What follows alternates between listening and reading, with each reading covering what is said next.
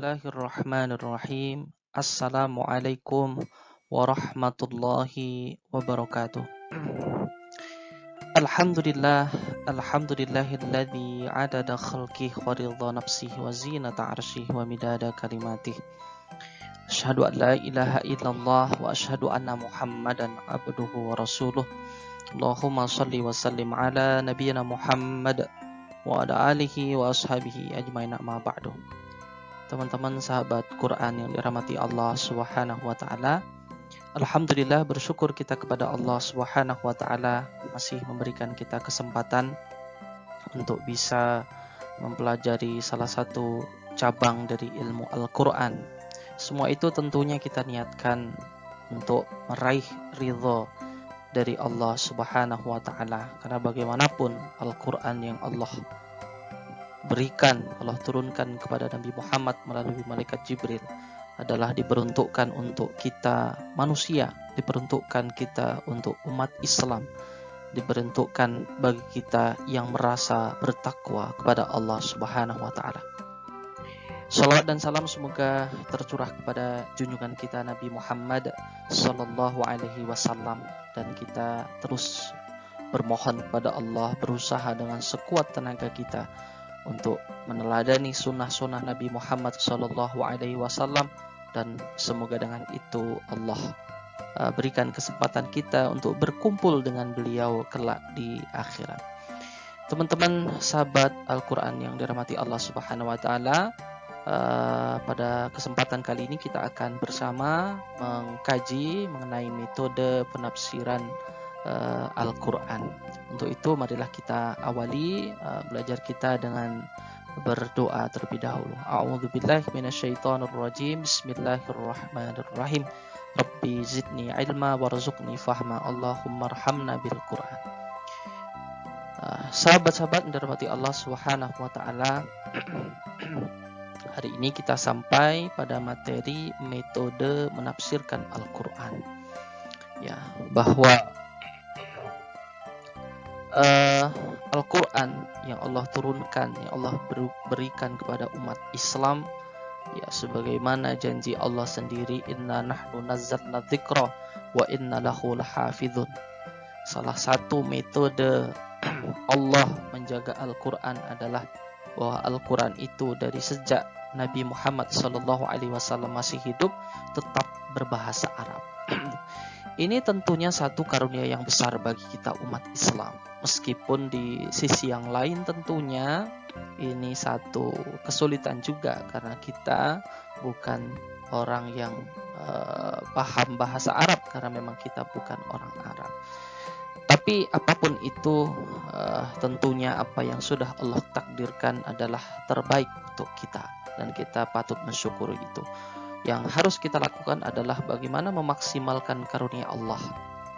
Seharusnya Al-Quran yang tetap berbahasa Arab itu memantik semangat kita untuk mempelajari Al-Quran, memantik kita bagaimana agar kita memahami Al-Quran. Nah, salah satu metode, ya, salah satu ilmu, cabang ilmu yang digunakan untuk memahami Al-Quran adalah tafsir Al-Quran. Maka kiranya tidak berlebihan bahwa seorang ulama kemudian mengatakan bahwa ilmu yang paling besar kaitannya dengan ilmu Al-Quran adalah ilmu tafsir Al-Quran, karena Al-Quran Allah turunkan kepada kita umat Islam sebagai hudan linnas, petunjuk bagi manusia. Bagaimana kemudian kita bisa memahami Al-Quran sementara kita tidak memahami Al-Quran itu sendiri? Dan metode yang tepat untuk memahami Al-Quran adalah memahami tafsir Al-Quran. Teman-teman dirahmati Allah Subhanahu wa taala, ya, seorang ulama yang bernama Syekh Husain Al-Zahabi mengatakan bahwa kata tafsir ini berasal dari kata fassara yufassiru tafsiran, yang berarti penjelasan atau keterangan. Jadi tafsir adalah keterangan, penjelasan dari Al-Quran. Ya, Ibnu Manzur kemudian mengatakan bahwa tafsir berarti al-kashfi, artinya menyingkap maksud dari makna yang sulit. Karena tidak kita pungkiri, kita yang tidak paham bahasa Arab, bahkan mereka yang paham bahasa Arab sekalipun, itu tentunya tidak mudah memahami Al-Quran karena memang bahasanya berbeda dengan bahasa Arab pada umumnya. Karena dari sisi kemujizatannya Al-Quran memiliki keunikan, ya nilai sastra yang begitu luar biasa, yang mana Al-Quran menantang orang Arab yang fasih berbahasa Arab, orang Arab yang gandrung, yang cinta dengan syair-syair Arab, ya ternyata tidak mampu juga untuk membuat ayat ya yang serupa dengan ayat di dalam Al-Quran meskipun hanya satu ayat. Nah, secara istilah ya, yang dimaksud dengan tafsir adalah mengungkap dan menjelaskan makna Al-Quran yang belum jelas, samar, ya jadikan maknanya sehingga maknanya ini mudah diambil hikmah dan maksud yang dikandungnya. Gitu. Jadi para ulama membuat tafsir dengan maksud agar orang-orang ini memahami dengan mudah isi kandungan dari Al-Quran itu. Tentunya banyak ilmu yang harus dikuasai oleh orang yang ingin menafsirkan Al-Quran itu sendiri. Nah, kemudian apa urgensi dari penafsiran Al-Quran atau apa urgensi dari tafsir Al-Quran? Ya, bahwa tafsir adalah induk dari ilmu Al-Quran. Sebagaimana tadi saya sampaikan bahwa tafsir adalah hal yang paling besar yang berkenaan dengan Al-Quran. Karena Al-Quran mengungkap fungsi Al-Quran petunjuk, bagaimana petunjuk itu akan difahami kalau Al-Quran itu tidak diungkap maknanya. Ya, maka tafsir adalah induk pokok daripada ilmu Al-Quran gitu. Nah, kita sebagai orang yang awam yang tidak paham bahasa Arab, tidak memiliki kemampuan akademik yang bisa menafsirkan Al-Quran, yang kita lakukan adalah bagaimana membaca tafsir Al-Quran, atau paling tidak kita mengetahui metode para ulama dalam menafsirkan Al-Quran. Nah, dan ilmu tafsir ini merupakan ilmu yang paling mulia karena kemuliaan sebuah ilmu itu berkaitan dengan materi yang dipelajarinya. Ya, kenapa? Seorang ulama mengatakan kullu ma yata'allaqu bil Quran fa huwa atim. Setiap yang berkenaan dengan Al-Quran itu mulia. Maka ilmu tafsir itu ilmu yang mulia karena membahas Al-Quran yang tujuan atau manfaat dari tafsir itu sendiri adalah mengungkap petunjuk yang Allah berikan untuk umat manusia.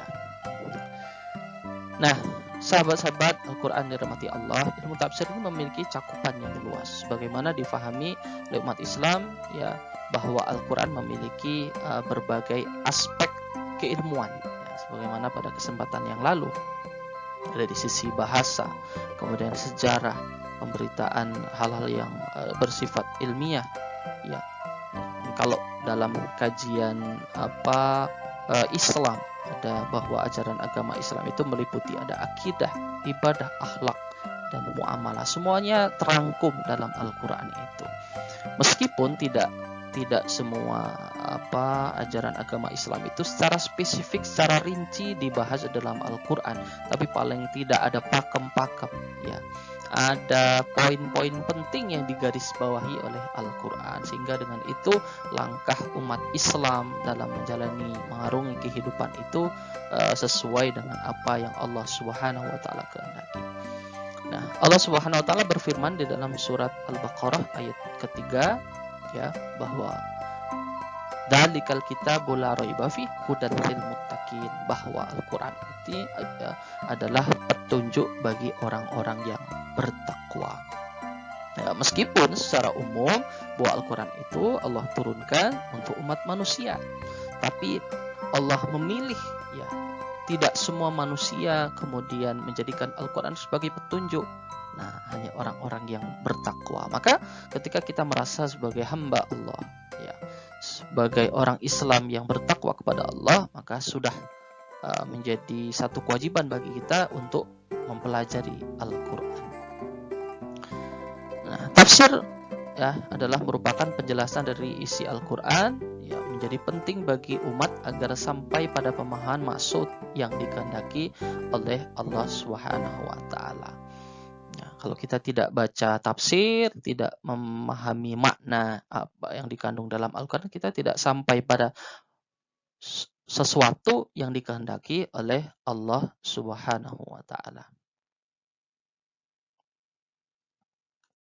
Baik. Seorang ulama yang bernama Abdul Hayy Al-Farmawi ya, menyatakan kualitas iman seorang tidak meningkat kecuali dengan mempelajari Al-Quran. Kenapa? Ya, karena memang iman itu tentunya didasarkan pada sebuah dalil. Ya, dalil itu berasal dari Al-Quran karena sumber ajaran agama Islam itu satu Al-Quran, yang kedua adalah hadis Nabi Muhammad SAW. Dan mestinya umat Islam itu imannya itu sangat bergantung dengan pengetahuan dia terhadap Al-Quran dan pengetahuan dia kepada Nabi Muhammad SAW. Ya, dalam sebuah ayat dalam Al-Quran Allah Subhanahu wa taala berfirman, "Innamal mu'minuna idza dzukirallahu wajilat qulubuhum", bahwa orang yang beriman itu kalau disebutkan nama Allah akan bergetarlah hatinya. Artinya, ya, sebagaimana hal ini juga pernah terjadi pada diri Umar bin Khattab yang beliau mendapati adiknya yang membaca surat Toha, ya, kemudian seketika Umar yang keras hatinya, Umar yang begitu bengis, yang begitu jahat, bahkan adiknya pun ditempeleng sampai berdarah-darah karena mengetahui dia masuk Islam. Itu bisa masuk Islam hanya dengan membaca surat Toha. Artinya petunjuk iman itu muncul karena melihat Al-Quran. Nah, para ulama tafsir, ya, para ulama itu menyatakan bahwa hukum mempelajari tafsir itu adalah fardu kifayah. Kifayah itu dicukupkan pada orang tertentu saja. Artinya tidak semua umat Islam wajib mempelajarinya. Ya, tapi hanya terbatas pada orang-orang tertentu, ya. Tapi memahami Al-Quran itu menjadi kewajiban seluruh umat Islam. Nah, sebagaimana Al-Asfahani menyatakan hasil karya manusia yang paling mulia adalah tafsir Al-Quran. Karena tadi berhubungan dengan Al-Quran. Ya, tafsir menjadi mulia karena menerjemahkan, menjelaskan makna dari Al-Quran. Nah, ini kalau kita perhatikan, ya, sebagaimana diungkapkan oleh para ulama bahwa bentuk penafsiran itu ada beberapa macam. Yang pertama ada tafsir bil matsur, yaitu tafsir dengan riwayat. Maksudnya ayat dijelaskan dengan ayat. Ya, jadi ayat yang satu, ya, yufassiru ba'du ba'du. Ayat yang satu itu menjelaskan ayat yang lain. Maka seringkali kita dapati ayat Al-Quran itu sama dengan ayat yang lain di ayat dalam satu surat atau pada surat yang lain. Karena ayat yang satu itu menjelaskan ayat apa yang lainnya, gitu. Meskipun tidak seluruh ayat itu demikian, gitu. Ada juga bahwa ayat itu dijelaskan oleh sebuah hadis yang berasal dari Nabi Muhammad Shallallahu Alaihi Wasallam. Tentunya hadis yang harus diambil ketika memahami ayat dalam Al-Quran, kemudian memahaminya menggunakan hadis Nabi, maka menggunakan hadis yang sahih. Itu. Nah, tafsir jenis ini, ya, menjelaskan ayat Al-Quran dengan ayat yang lain, menjelaskan ayat Al-Quran dengan hadis, menjelaskan ayat Al-Quran dengan pendapat para sahabat atau tabi'in. Sahabat itu artinya orang yang hidup bersama Nabi, tabi'in itu artinya orang yang generasi setelah sahabat, gitu, atau pengikut para sahabat. Nah, itu disebut tafsir bil ma'thur, gitu. Yang kedua ada tafsir berra'yi, yaitu tafsir, ya, dengan ra'yu atau akal pikiran. Artinya menjelaskan Al-Quran, tapi ada dominasi akal di situ. Ya, meskipun tidak seluruhnya kemudian menggunakan akal, ya, tapi ada dominasi akal. Ya, ada logika yang bermain di situ ketika menjelaskan ayat-ayat Al-Quran. Misal ayat-ayat ilmiah tentu tidak bisa hanya mengandalkan ayat yang lain atau hadis, karena ilmu pada saat itu sains dan teknologi belum berkembang sehingga dibutuhkan logika. Maka ada tafsir Al-Quran yang banyak menggunakan logika, ya, karena sedang menjelaskan ayat-ayat ilmiah dan seterusnya. Ada ijtihad. Nah, Nah, ini contoh ya. Contoh tafsir bil ma'tsur. Contoh tafsir Al-Qur'an dengan Al-Qur'an. Ya, sebagaimana surat Al-Baqarah, wa kulu washrabu hatta yatabayyana lakumul khayt abyadu minal khaytil aswadi minal fajri. Ya, kata minal fajri ya atau dari fajar, dari terbit fajar adalah tafsir bagi apa yang dikendaki dari kalimat al-khaytil abyad. Itu. Jadi kata minal fajri itu dapat difahami dari kata dari kalimat al-khaytil abyad, ya, benang hitam, ya, khaytil abyad, benang yang putih sehingga terlihat, ya. Itu. Jadi maksud dari terbit fajar itu terlihatnya benang putih. Ya, kalau benang putih sudah terlihat, maka puasa itu dimulai gitu.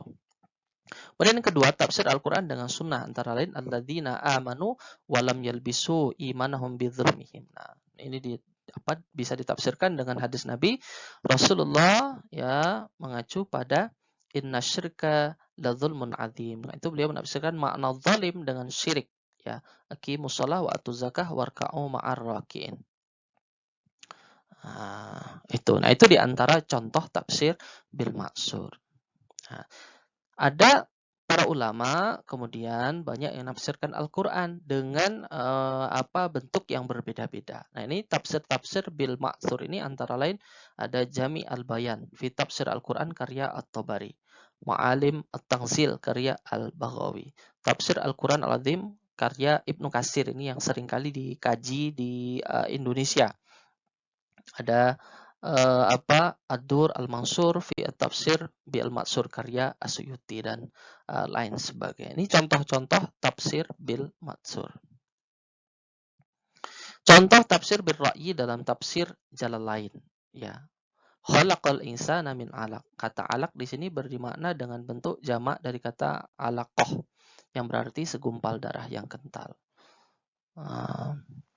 Nah, ini kata 'alaq oleh penulis kitab tafsir Jalalain diberi makna dengan bentuk jamak dari kata alaqah yang berarti segumpal darah, ya, segumpal darah. Itu pakai logika karena ilmu pengetahuan teknologi, sains, ilmu kesehatan pada waktu itu belum berkembang, sehingga pada masa penulis tafsir Jalalain itu menuliskan tafsirnya, maka logika dia sudah berjalan. Maka dia pakai logika, birra'yi, dengan logika. Nah, contoh lain tafsir birra'yi ada tafsir Mafatihul Ghaib karya Fakhruddin Ar-Razi. Ada Anwar At-Tanzil wa Asrarut Ta'wil karya Al-Baidawi. Kemudian Lubab At-Ta'wil fi Ma'ani Tanzil karya Al-Khazin. Itu. Nah, kalau tadi ada bentuk penafsiran, ada bil ma'tsur, Al-Quran ditafsirkan dengan Al-Quran.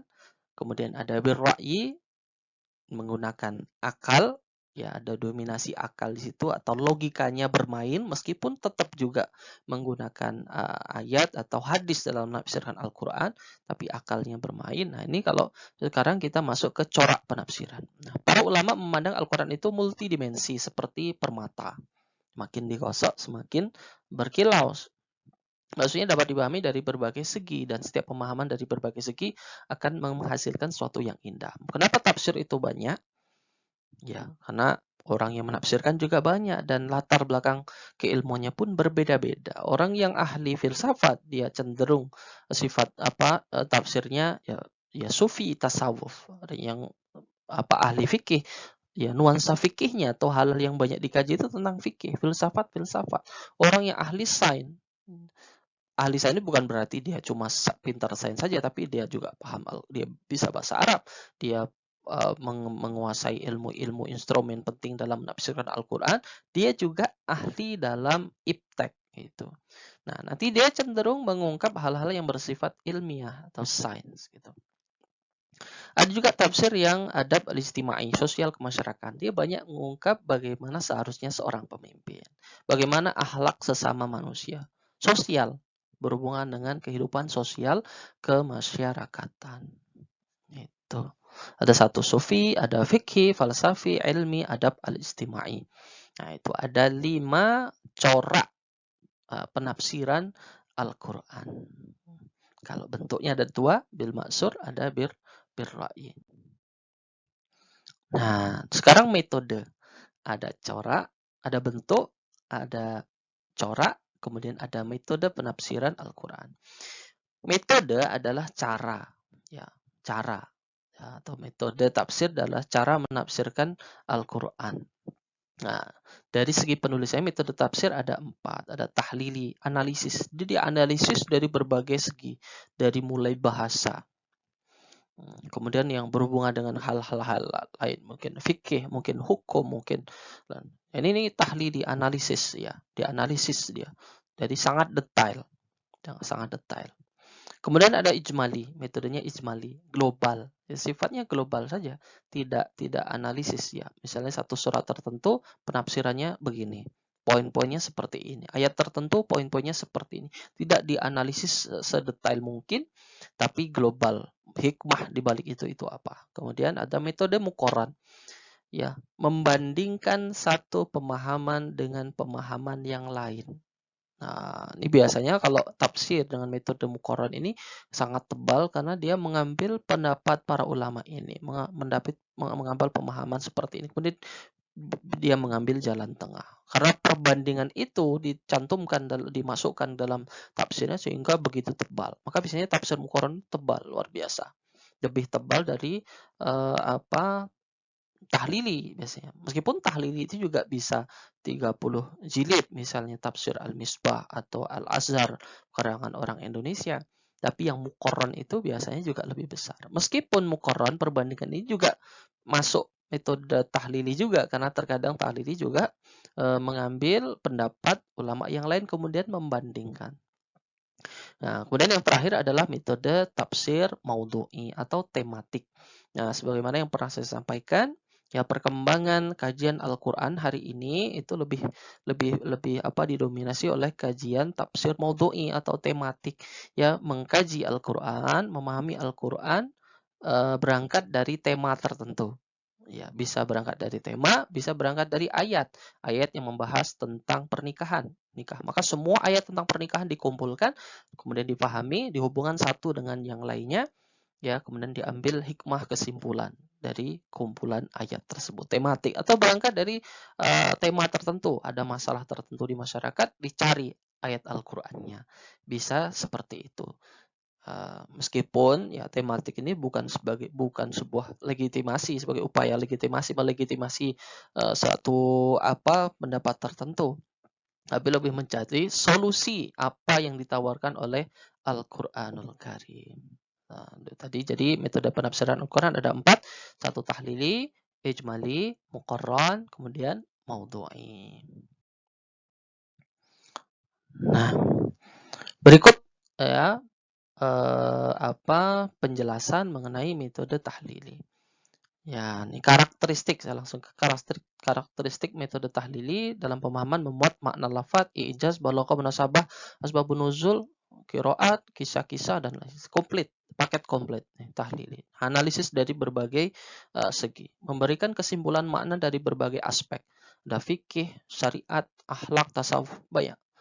Ya, jadi seperti ensiklopedi. Kalau metode tafsir Al-Quran, tahlili. Tafsir Ibnu Katsir, tahlili. Banyak, jadi banyak hal kita dapatkan dari situ. Tapi karena begitu luas, kadang itu membuat orang malas untuk membaca. Ya, karena tidak to the point dengan masalah, tidak mungkin kurang menjawab problematika umat karena begitu banyak sehingga orang kesulitan mencari solusi gitu.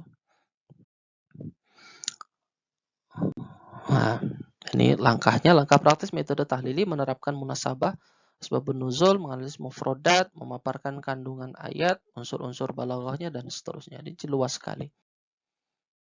Nah, ini keunggulannya, ya keunggulan tafsir tahlili, ya kaya ide dan informasi. Kemudian dapat menggunakan berbagai perangkat penafsiran. Dia tahlili itu dia pakai perangkatnya bisa bil maksur, bisa juga dengan akal. Ada 2. Kadang dia ayat dengan hadis, kadang juga pakai akal jalan. dua bentuk penafsiran itu kemudian dipakai. Nah, seperti dokumentasi sejarah, syair dan macam-macam isinya itu. Ada kisah komplit, tebal. Nah, kelemahannya ini pembahasannya parsial. Karena biasanya, kenapa parsial? Karena biasanya diurutkan berdasarkan susunan surat. Al-Fatihah, Al-Baqarah, Al-Imran, An-Nisa, dan surah berurutan terus. Nah, contoh tafsir ini seperti tafsir At-Tabari, Jami' al-Bayan, tafsir fi tafsir Al-Quran, Ma'alim, Tanzil, Al-Baghawi, dan seterusnya. Nah, tafsir ijmali, ya. Ini tafsir ijmali ini lebih seperti terjemahan.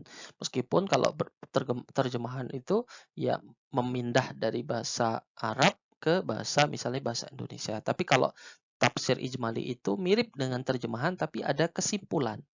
Ya, ada pemahaman tertentu yang dimasukkan. Nah, ini bentuk penafsiran terhadap Al-Quran ini tafsir ijmali ini sudah dimulai sejak masa Nabi Muhammad, sahabat tabi'in. Dan sebagaimana diungkapkan oleh Quraish Shihab, ya. Tafsir bil Ma'sur, ya, boleh dikatakan sebagai dasar-dasar bagi tafsir Al-Quran yang menerapkan metode ijmali, ya.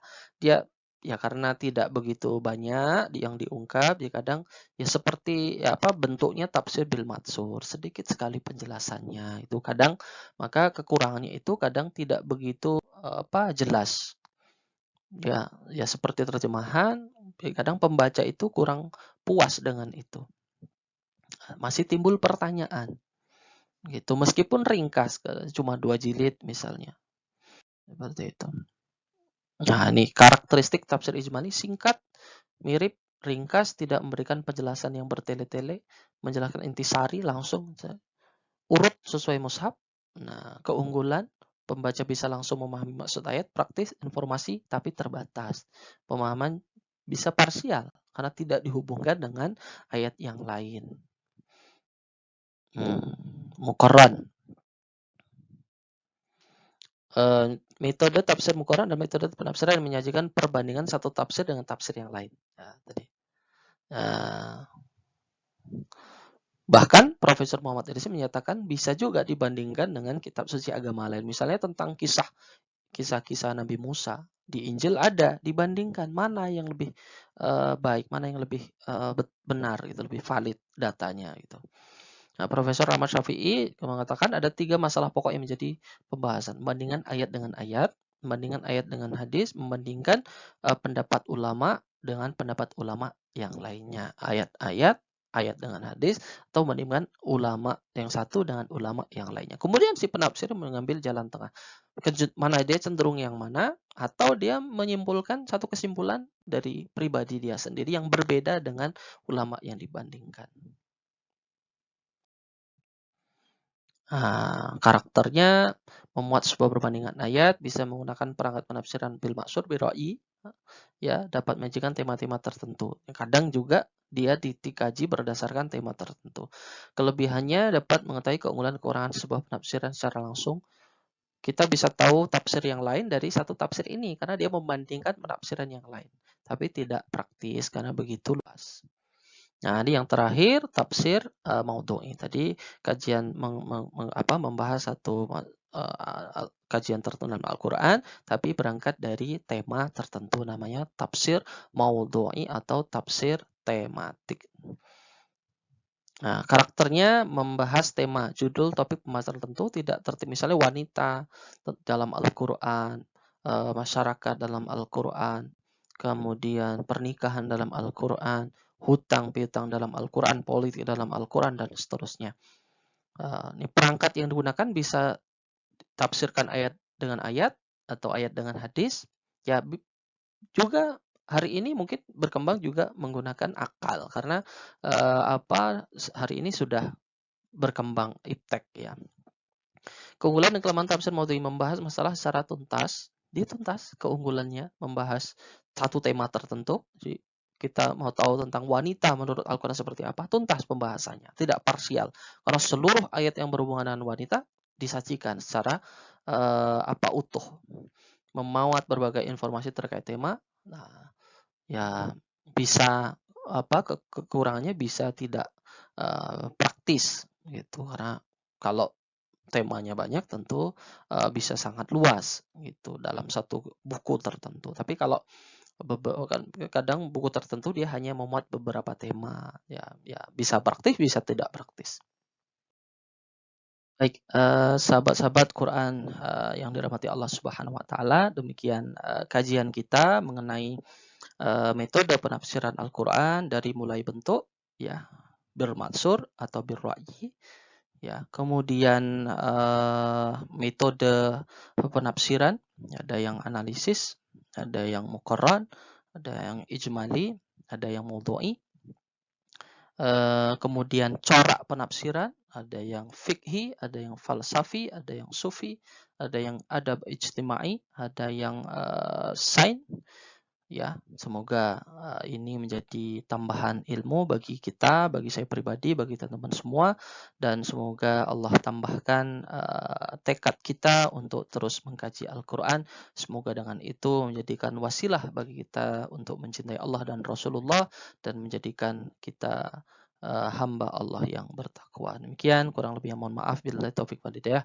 Assalamualaikum warahmatullahi wabarakatuh.